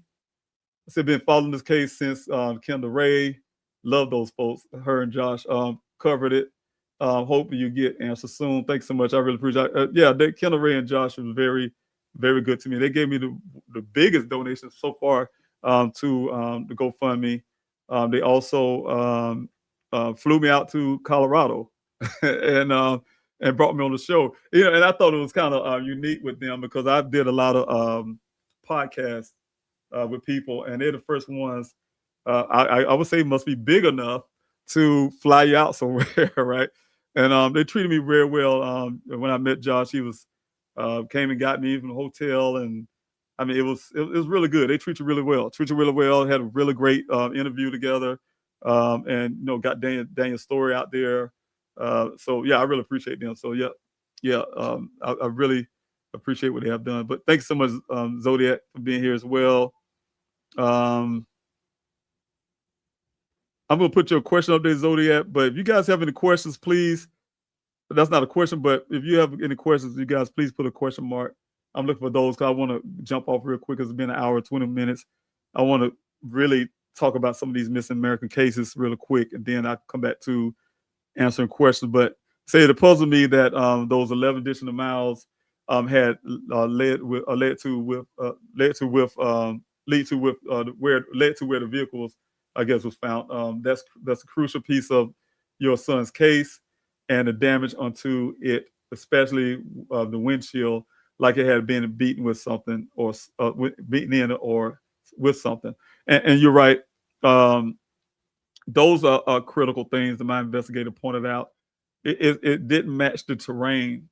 What law enforcement want the public to believe that for whatever reason, and it didn't miss the terrain. But the other ironicity to this, and I'm telling you, it's so much things that's not in the public, and that's it really hurts me, and it angers me because unless you was actually on the ground with me every day, I'm a father who had to become a detective of his own rights. I mean, I even did so much that I started trying to get my own investigative license there. Did my own work, had to hire a private investigator who did his work, and I still was doing my work. And then I also had two other private investigators that you guys don't know about. One, all he did, and I don't put him in the public because he has the reasons, but he did everything that deal with human trafficking and things like that. He was able to put my son on a system, face recognition system. And I don't know if I really should be saying this, but to help us locate. And so that's when I learned about the lanes. When I could say these cartel names, but I'm not going to do that either. But these areas where human trafficking and drug runs and all this kind of stuff goes through. I learned a lot about that. I have one other private investigator that worked directly with me outside of Jeff McGrath. His job, he was in another state though. He's in, I believe it was Washington State. Yes, at the time, but he moved. But he was the person who gave me the pointers of what I should do and how to be in a private investor, what I should be looking for and do. So that's why I was able to do my own investigation on my own too, besides Jeff McGrath. And so what I'm saying is when you start looking at the big puzzle that law enforcement don't want to tackle on, you have to look at the whole picture. And that's why I said I refute any law enforcement loving person who don't want to see the bad law enforcement like I saw with Buckeye Police Department versus the good ones that I saw like in Tempe, for instance. I can use an example, who did everything they can to try to help and actually looking for something versus those who try to cover, to me, was covering up. Because if you want to get the answers, you need to don't cherry pick what you want in your police report, right? When I gave law enforcement, for instance, information about what Ken told me, and I showed y'all pictures, and I have two witnesses who actually heard it themselves as well, and I was writing these things down as it was told to me from Ken, and then on thing they say, oh, that's what he told you, and you never see that in the report. You never see the report when I say I saw these gentlemen driving out of Dan's apartment with a vehicle just like his, laughing and giggling, run out at a high rate of speed. You never hear about the vehicle that was seen 2 days prior. Now, mind you, at the time, let's back up. You don't hear the story about the full story of the rancher who's storing his opinions about what happened because he was there and the vehicle wasn't there for those 2 days. I mean, 2 days prior to it being there. You don't see those in the report. You don't see the other gentleman, I want to say his name, but who gave, and law enforcement know he is because they talked to him, who seen the vehicle off of Elliott and I think the name of the road right now, Jackrabbit Trail. And the vehicle sitting there on the side of the road. And I'm gonna tell you a little bit about that story, everybody, so you can understand this. Why I'm so thinking there's a cover up and so much with law enforcement. Now, when that vehicle showed up, before it showed up in that desert, 2 days before that, the vehicle showed up, according to the eyewitness who thought it was a vehicle. Him and his wife took a picture of it, went to Buckeye for it. They ignored him. He said they didn't want to talk to him out for whatever reason with it. And so he came to my family. My family alerted me. My family alerted me to this guy because he tried to put on their social media because they didn't take his call or something to that effect. So he put it to their social media trying to get them to say, hey, look, I've seen this vehicle, right? And so they didn't respond to him. So my family alerted me about it. I responded to it, him. And he was really happy to hear from me. He gave me the picture. I let my daughter look at it. She thought it favored his vehicle because it's blurry. It favored his vehicle, but it was good enough to say, yeah, that was it. But it was good enough to say it looked just like it, though. And so, from my daughter's point of view, I never seen a vehicle in person before.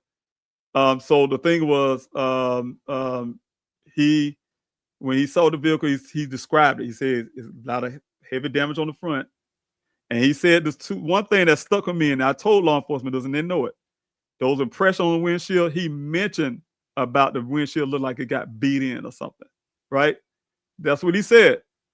So when I mentioned this law enforcement, I was really excited about it. And I called Detective Biffin, and I said, look, I'm on the way up to go grab my daughter, and we're going to go up to Buckeye, come up to Buckeye, and we're going to go up there and see this vehicle. And then before I can finish my sentence, he's like, that's not your son's vehicle. And I was like, well, how you know that? You know, I said, have you out and looked? He said, no, but it's not your son's vehicle. Like, well, how you know? Did you go look? No. But can y'all please go look up there? Because me and my daughter are on the way to go see, right? And I say, you gonna do this, right? He said, yeah, I'll send a cruiser out to go look. Okay, great. I went to go pick my daughter up and called the gentleman back and told him I was on the way up there. While I was on the way, and he said, well, okay, great. So we started heading, but then he called me right back. I mean, it's kind of like less than 15 minutes. He called me back, said, Mr. Robinson, the vehicle gone. I'm like, what you mean it's gone? He said, I just came out here to check it and it's gone. I'm like, well, how's that when Detective Biffin told me they was going to send a cruiser out, right? And so he said, I don't know. He said, but he did see a cruiser. His cruiser just passed him, right? One of the Buckeye Police Departments. And so I got a phone with him and called Detective Biffin. To this date, they would not tell me who towed that vehicle away, where it went, none of that stuff. But all I know, 2 days later, they say, oh, your son's vehicle was found in this desert, right? That's what they called me. And so that always gave me the suspicion that they know it was placed in that ravine, right? They always gave me that suspicion. And the second part of that suspicion came from the chief of police himself, I did 50 weeks of public searches. When I call public, that's only on the weekends, but not including the weekdays now, because we come out there on the weekdays too. A lot of people don't know. Sometimes I've been out that desert by myself because I needed that. But the 50 weeks of desert searches, that chief of police only came out there one time. And that was that weekend after he told me that vehicle, Detective Biffin told me that vehicle was there when I had a meeting. He came out that weekend to me, and this is my impression. I'm not going to go back on the story I told you guys this last week. But what he did when he ignored me and my daughter who was at that search, and he wanted everybody who was at my search to follow him over that hill. Because it's weird because the guy, and I could give y'all full context of the story, but even the guy that I was working with, I had to end up getting rid of him because he also was working with law enforcement, whatever. He had their scanner. I'll just go ahead and put that out. and I caught him. For whatever reason, Buckeye needed to know everything I was doing in that desert. And so when they when that guy showed up that used to work for me, he had the Chief Hall with him. And when Chief Hall got the vehicle, he just wanted to take me and my volunteers over this hill, which I didn't know they set it up because we have never been in this area before because we didn't have plans. I have meetings about my searches, where I want to search, where are we going to search this time, where I want the line searches, where I want, we have those things already set. But that morning he called me and said, David, I got another area I want you to take the volunteers because it's a big open area or whatever. But anyway, I did that, and lo and behold, it's right there. We was right there where the vehicle was found, and I didn't even know it. We were standing there waiting on him and Chief Hall, evidently. And when Chief Hall was speaking to me and to everybody like he was Moses or something, it's like he was selling us a story that out of the cartels did something to my son and that his vehicle was found right here, right? Like they did it or something. They put his vehicle down there or something happened. And so when he said it to me, I went to that hotel room after that same day I met the rancher too. He just happened to be there. But when I went to my hotel room that evening, that's all that played in my head over and over and over and over and over again. I say, this seemed like this chief was actually trying to sell me the story that the vehicle was there. This is before, and the crazy part about it is before I got my private investigator. And so when I got Jeff McGrath, and when he said all those things that it was staged and all the stuff and all the evidence he got, it made a lot of sense to me. It made a lot of sense. Like, okay, that goes with this guy trying to sell me this story. Then when I got the police report, they cherry pick what they put in that police report.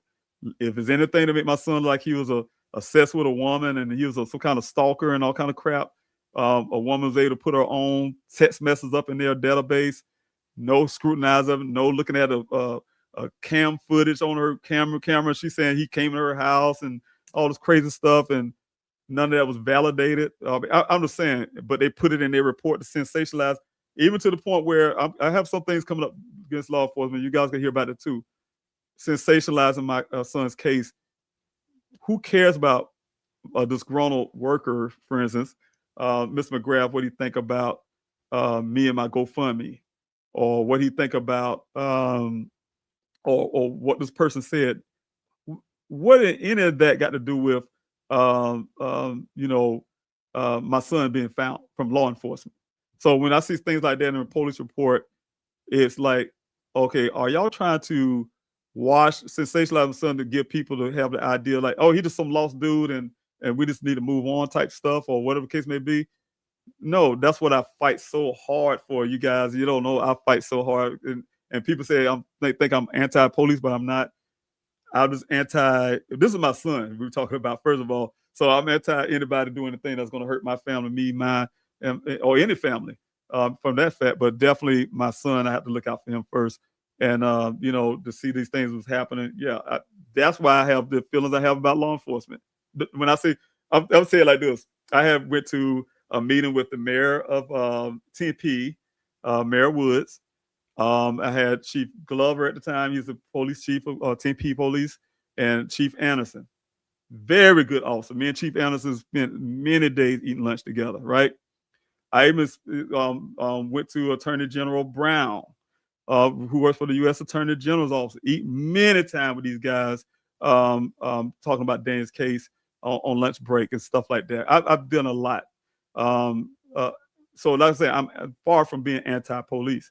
What I'm saying is when I say that to them and I say, oh, law enforcement, I laugh because I remember Chief Anderson was saying to me, said, can you be specific, when you say stuff like that? So I had to keep reminding myself to say Buckeye Police Department, and not law enforcement, because when I say it that way, people thinking I'm talking about all law enforcement. No, one in my son's case who have not done the job, who is not doing the job. So my friend, he's a former law enforcement. I talked to some in Charlotte, North Carolina. You know how many times I get calls from officers all across the country who's apologizing for what Buckeye done? But then you find some of these ones who or like the FBI of Phoenix FBI field office, who are glorified police officers, what I call them, who threatened me when I came to find information about they was looking into my son's case in their security office or whatever, and not doing anything to my son's case. So what I'm saying is, and then you have people who outside look at Buckeye, what they say on paper versus what actually happens on the ground, what's actually happening in reality, because they wrote it. That means it's true. I get offended. I get offended because my son is still missing. He's still missing, and I know that the job that they claim they did, I did it, but they take the credit for it. And so the thing is, it's offensive. But anyway, sorry, I digress because I get a little uptight about it. But Linda, thanks so much for being here again. I didn't think whatever happened was in the desert. I think that is what they want you to think, and I agree with you on that. I really believe, and I strongly believe that from other information that we are, again, I have a gentleman I'm working with right now. We're pairing some things up, and I'm really impressed with some of the things he found. Because it goes with my own investigation. When I say my own personal investigation, all the evidence I still have, things that haven't been released to the public yet. And when you say that, I have really strong evidence or belief that, yeah, the whole staging part of it, the whole dressing, the dressing of the whole event, all of that plays a part. I even have I promised someone I wasn't going to mention this in public, and I'm not, but I even have some parts that dealing with attorney issues and things like that I want to talk about. I'm not putting it out yet because I still have an investigation going on. But some people who have to pay need to pay. I don't care if you're law enforcement or not. So the thing is, there's a lot of stuff that need to be looked into. But they may feel like they got me out of Arizona because I'm not a rich guy. I'm just a retired military dude living off of military retirement. And they know, funding for me is limited. I'm not going to be in their face. They probably say, whoo, that dude's gone. He got the heat. We got the heat off of Buckeye Police Department now, whatever they're thinking. But I'm still here. I'm still fighting in my own way. They still hear my phone call. They still get whatever.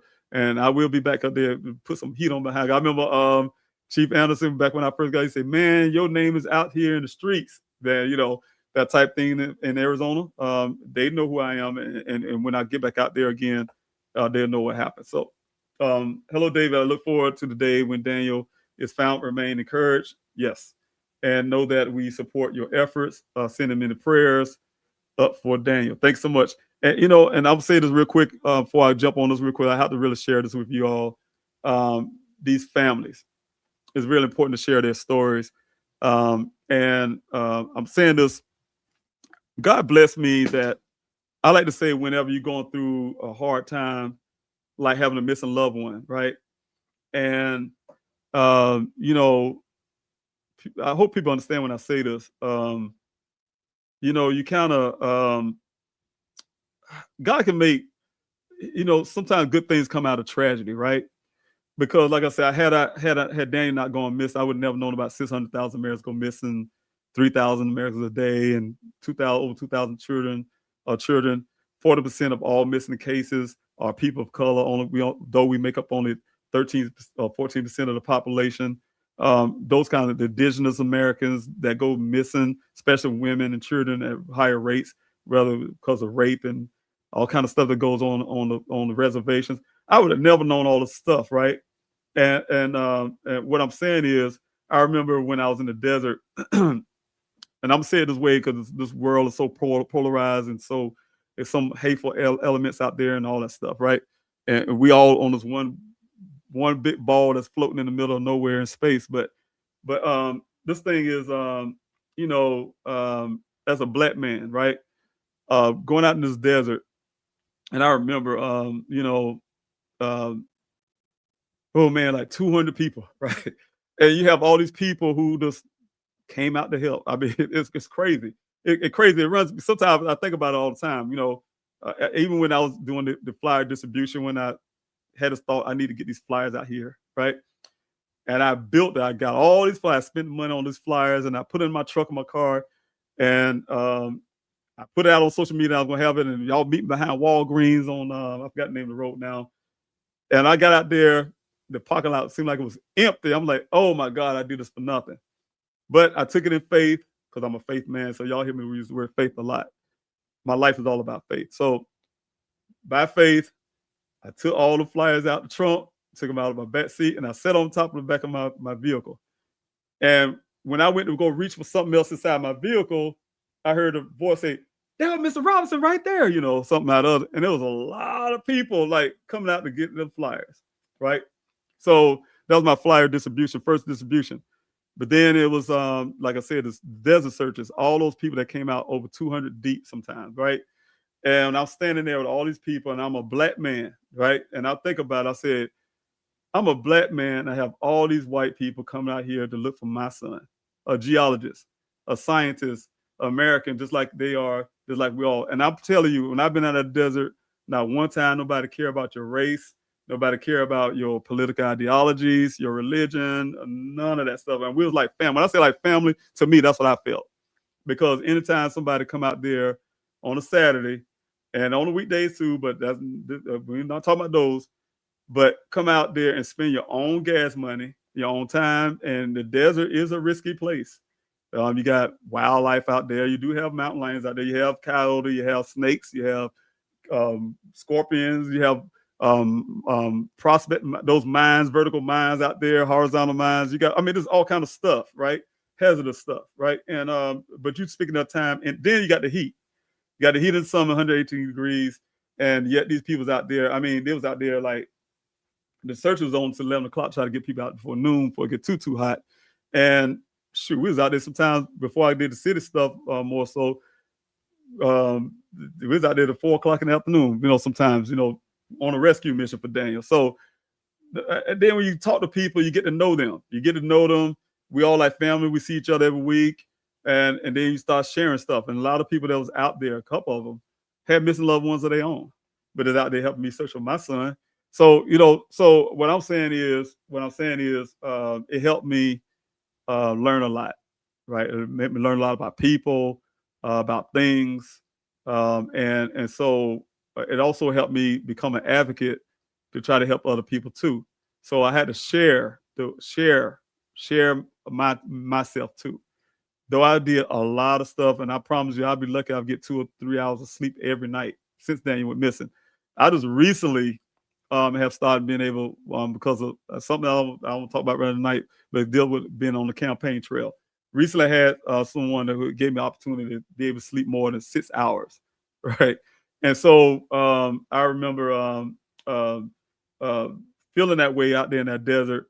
And I try to do everything I can. So that's why I started saying, you know what, I'm advocating not just for my son, because Daniel would have it no other way either. And that's the reason why I pushed to get this Daniel Robinson Foundation. That's why I pushed to do, despite of how tired I was and how much I didn't do nothing for myself. I remember my team was always asking me, I like being around water. Everybody know it. It's kind of fun. I laugh because Daniel always wanted me in Arizona. And I like, man, Arizona just don't have enough water for me.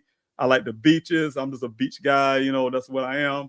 I'm a tropical person, and here I am spending 2 years out in Arizona, in some dry place, right? And so, but what I'm saying is, I'm able to take something that God blessed me to build, and I was working 3 months straight before Gabby went missing, and to get his story on a high enough platform where when the tragedy of Gabby happened, they had that talk about the white woman syndrome thing, and they compared what was happening in Daniel's case, what was going on at the time, and that elevated Daniel's story even further to the national side of things to talk about that kind of conversation. But what I'm saying is it also became an avenue for me to say, look, we need to talk about the whole missing American case, period. Right? Don't say missing persons no more. We're talking about missing Americans, right? And so we know who our people are. We know who's missing, and we need to find out why and all this kind of stuff, right? So I've been dedicating myself from that time to do that. I have to. I don't have all the funding in the world to do it. So I'm not as great as being a one-man team most of the time. I'm not as great as some of these other advocates out there who got teams and be able to do all these things, but I have a mouth, right? So, and I'm asking you guys, and you've been a part of that too. When you listen to me, you have a mouth to help me help too by sharing people's stories. So that's why I want to jump on this right now and say, look, it's my duty and my obligation and my honor to talk about other people's loved ones' stories. So I'm gonna start off this way.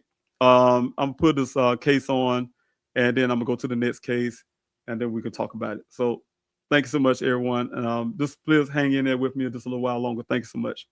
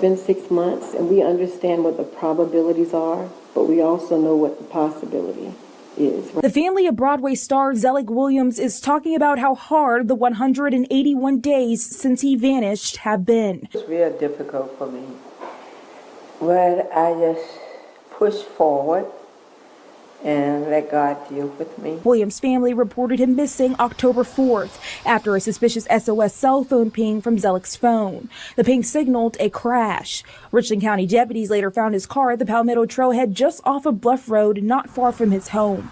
Deputies say a witness has come forward saying they saw Williams that day near the trail.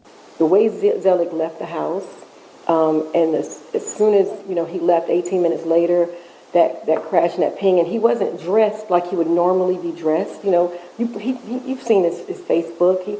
He cares about his appearance, and so he left to come right back home from what we can see and believe. So to have him disappear in this way, it's our belief that foul play is afoot. Williams disappeared during severe weather in October, and the watery river crested at nearly 106 feet, covering or even washing away any potential clues about his disappearance.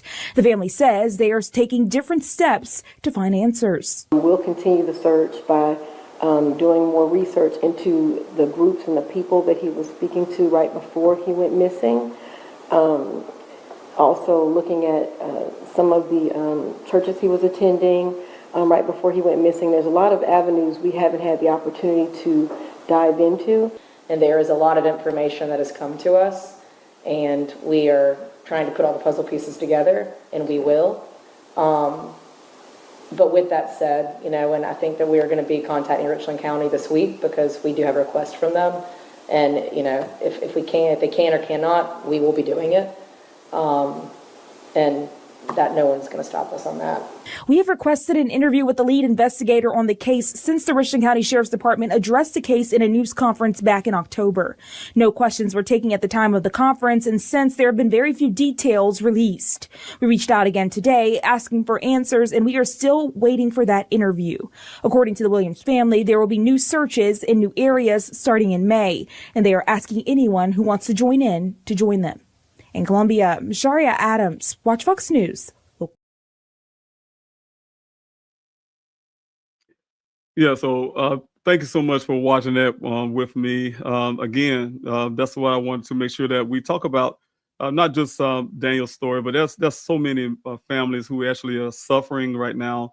I know Zelig Williams family, very wonderful people, God-loving people, and the fortunate story of Zelig going missing in the prime of his life, doing some wonderful things in Broadway, You guys know, you probably heard the story, but one thing is really ironic to me is that we have people here in South Carolina. Like I said before, at one point I did not know that so many people go missing in this country, but yet we have, just like here in South Carolina, we have over 281 people as of February this year that have been missing in our state. Right, that's just South Carolina. Imagine some of these other states. Like I said, that was when I say in February. That was in February, and the numbers always go up, and it never goes down. Just to have people missing, like I said, in those rapid rates, and that's right here in Columbia, South Carolina. Like I said, rapid rates is really problematic. But Zelig, he's 28 years of age. Of course, black male, light complexion. He's 6 feet tall. He's 150 pounds. He has black hair. The length of his hair is very short. You can see the picture here. He's been last seen on October the 3rd of 2024, around 9:50 a.m. Zelig Williams is 28, 28 years old, a male Broadway dancer. He has been missing since October the 3rd, 2024. He was last seen around 9:50. That's the time I wanted to put in. Leaving his home on the 400 block of Longwood Road in Columbia, South Carolina. His SUV was found in the Congaree National Park area, but he has had no contact with his family or friends since. Though, if you saw in the video, someone thought they saw him in the area. Zelig is during the time, he was in need of some of his prescription medicine and things like that. So it was one of those cases where you had to say, look, we have to do what we have to do to make sure we bring this young man home.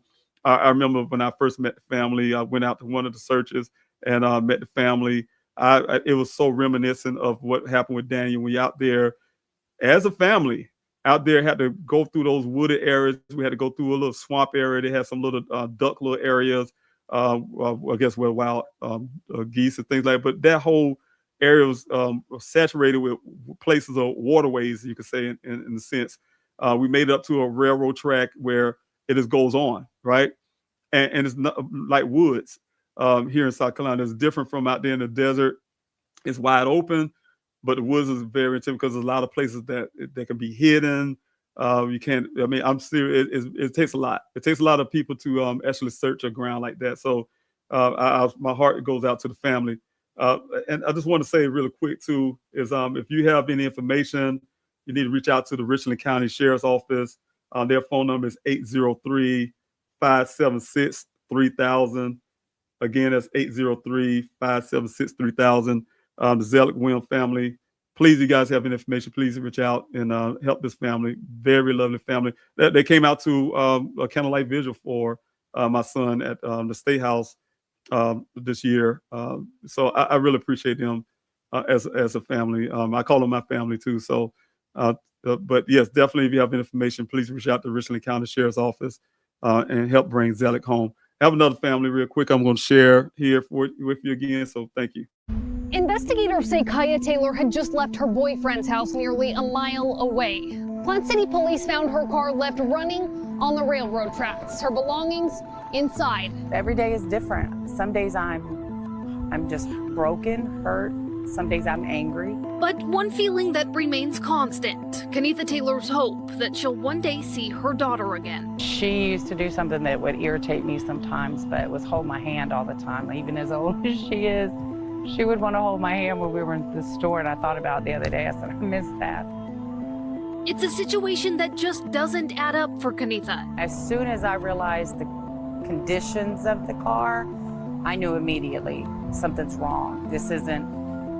She wouldn't just walk away from her life. And just weeks after police found Kaya's car, her mother says her shoes were found just up the road. I felt that they were placed there, and it was somebody maybe was remorse. By now, Kenitha Taylor was hoping for more answers. There's no trace, there's no evidence, there's nothing. So it's like we're sitting from the very day that we found her car until now. There's like there's nothing. Instead, time has seemingly stood still. It's kind of like a twilight zone. While the sheriff's office continues to follow leads, they're hoping their new cold case podcast called Unfinished Business helps bring answers for families like the Taylors. These cases are extremely heartbreaking, even devastating to the families of these victims.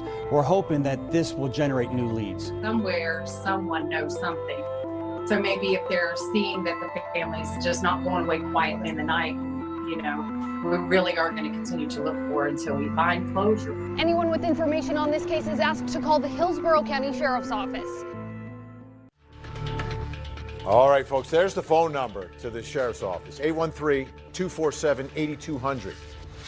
813-247-8200. We'll keep that number up. Don't worry, it's not going away. We'll keep it up through the segment. You'll see it. But if you have information, please reach out.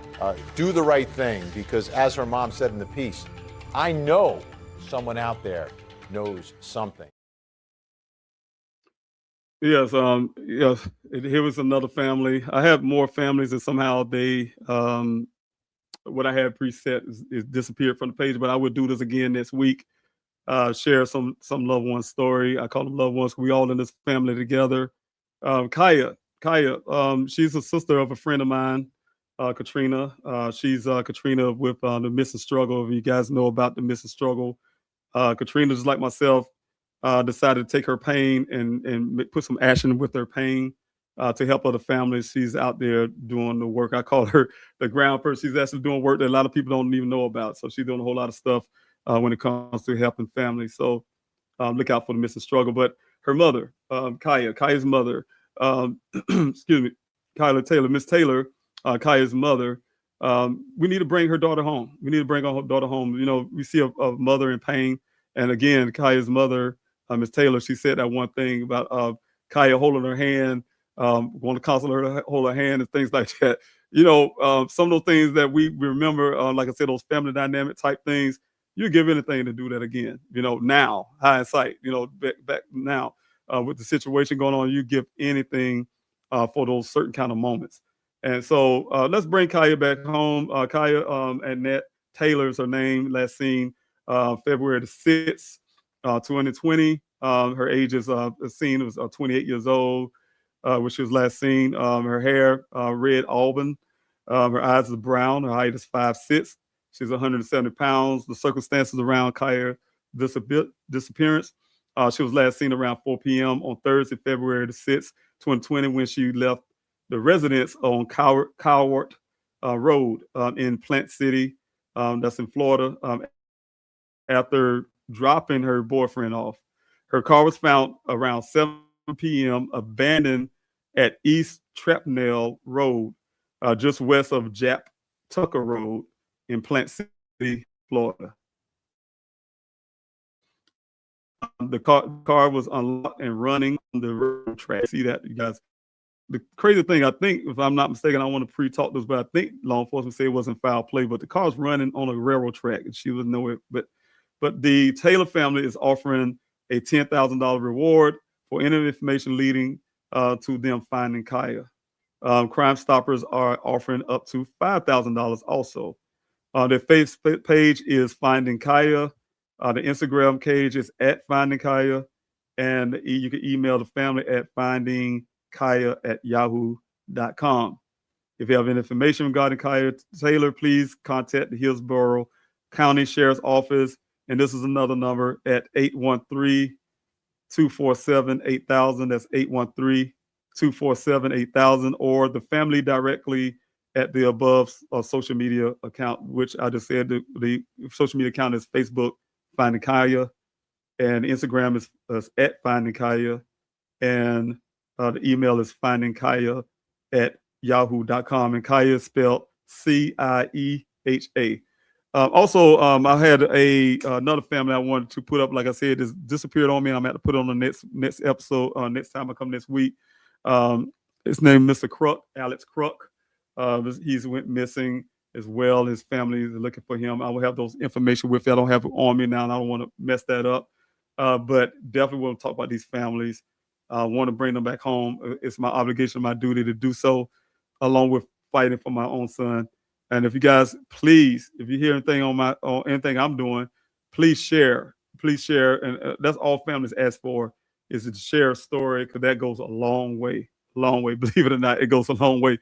We're depending on you guys, because not every story going to make it on the news channels, on Fox News or CNN or ABC News or whatever. Some of these talk shows or whatever. Some of these things are not going to make it there, but you can make it there when you guys pick a story every day, or once every week, whatever you want to do, and share somebody's loved one story, because that goes a long way to finding answers and bringing their loved one home, because somebody you know might know something you don't know they know, but they know something. They share with somebody else who end up eventually getting to where it need to go. I have Susan. Thank you so much for being here. My husband is a long haul truck driver. Okay. Oh yeah, I think I read yours already. But thank you so much again, Susan. And again, thank your husband for me for looking out for Daniel. Question from Linda: don't you think whatever happened to Daniel in the desert? I think that was or didn't happen. Okay, I think I have this one. I think I'll get some of the same questions I had before. I apologize, everyone, but I'm trying to go down so I can get all your questions, make sure I'm not missing anybody. And you are too basic for me, as did I have a TikTok. I do have a TikTok. I have a personal TikTok. I have one for my campaign, and I have one, Please Help Find Daniel. I haven't been on the Please Help Find Daniel for a while. I've been trying to do this juggling, this political thing. And again, you guys, you all know, many of you probably don't know, but I'm running for office. I ran last year against a 23-year incumbent to the U.S. Congress. I'm running for U.S. Congress. And I didn't win last time, but I did win over 81% of the vote in my primary last time in 2024. I won 41% of the vote against a 23-year incumbent in the presidential election. That was the midterm, the general election. And then I'm running again now, so this will be in 2026. And I have a primary. I have a primary that's coming up in this June coming against another gentleman, so I can run in the midterm election this coming in 2026. So in November 3rd. So I've been very busy with that. That's why you barely see me on trying to talk about Daniel a whole lot like I really want to, and things I want to do, because I'm pushing legislation. You guys probably know when I was out there fighting for Daniel, also been thinking about the stuff that my family's going through, what we had to fight through just to try to get help for Daniel, all the advocacy work I've been trying to do. And then I sat in my place, and I wrote some legislation. I know there's a lot of legislation out there. We got Billy's Law. We got some of these other ones that I talked to some friends of mine. They do some things that's kind of similar to what I'm looking at, but what I'm doing is goes a lot farther. It's very, very specific to certain things. And so I've been pushing this legislation, and I have it coming to the floor, hopefully here in South Carolina in January next month. And I'm also, I wrote it for U.S. Congress. I wrote this legislation for U.S. Congress. I'm not even an elected official yet, but yeah, I'm writing legislation. Wrote this legislation for U.S. Congress. I decided to run for U.S. Congress because I want to fight for missing Americans, to get this stuff pushed. Because I told those telecommunication companies and ones I had meetings with when I was in Arizona that I was coming through their back door. They didn't know what that means. Not robbing somebody. When I say back door, I'm coming in through Congress. I'm gonna get some changes made, so that families can have power, and also the law enforcement have better tools to help find missing Americans. So that's why I'm running for office. One of the reasons, but it can't be the only reason why I'm running for office. But that was the main reason that caused me to run for office, is for my son and for you guys who got missing loved ones. So I need support for that too. But it's just that that's what I'm doing. So those who don't know, but yeah, what I think happened was in the desert. You asked that question right there as well. But yeah, I'm doing a whole lot of things at one time simultaneously. But overall, like I said, the biggest point is for me when I come here, Please Help Find Daniel side of things, the Daniel Robinson Foundation, is to say, look, we're fighting for our missing Americans of every place in this country, and the way to do that is we have to have people who's backing each other. I'm backing everyone who's fighting for it, and I hope you guys backing me too. So take care, you guys. I'm about to jump off. It's been 2 hours on here. And I will be back, like I said, 8:30 Friday, every Friday, 8:30 p.m. That's Eastern time, 8:30 p.m. That's 5:30 p.m. if you're out in that's California, and 6:30 p.m. if you're in Arizona. I guess Arizona will be Mountain Time. I think California will be Pacific Time, and of course we here in South Carolina, that's Eastern Time, 8:30 Eastern Time. Again, 5:30 Pacific Time if you're in California, and I think Mountain Time is Arizona. It'll be 5:30 p.m. So I'll be doing this next week. I have some more content. I'll talk about Daniel's story. I'll take your questions. Talk about other American story, and we'll go from there. All right. Thank you, everybody. And if if some of you can't come back next week, and the holidays come up and things like that, have a good holiday with your family. And I'm gonna say it every time before I jump off. Please love your family, because you never know, it'll be an opportunity. And I don't wish this on nobody, but I would have never thought in a million years it would come a time I can't look at my son in the eye and say I love you, or on the phone hear him say he loved me back, or like me and the lady can identify it and appreciate as a parent. I give anything for Daniel to be able to aggravate me about something, and so you never know when those things that you think you're angry about, when it becomes a point where you can't tell your loved one. I keep wanting to say miss, when you can't tell your loved one that you love them despite of being mad at them at the moment. That become a problem, because you never know, you might not be able to do it again. So I always like to say, even if you have like a disagreement, you can easily say, hey, look, I love you, but I just can't talk to you right now. But at least they know you love them, right? I just can't talk right now. I need to get over this, or whatever the case may be. But please, you guys, please spend all the time you can with your families through the holidays. Like I say, holidays are meant for different people, have different reasons for the holiday. Some don't celebrate, some do. But ultimately, I'm sure the country kind of shut down. So I'm sure most of us have time off to spend with our family. So take that little time off, whether you call it a federal holiday, or you call it Christmas, or you call it whatever. Take some time off with your family if you can. So, all right. Take care of yourself, and I will talk to you guys next time. So take care. All right. See you then.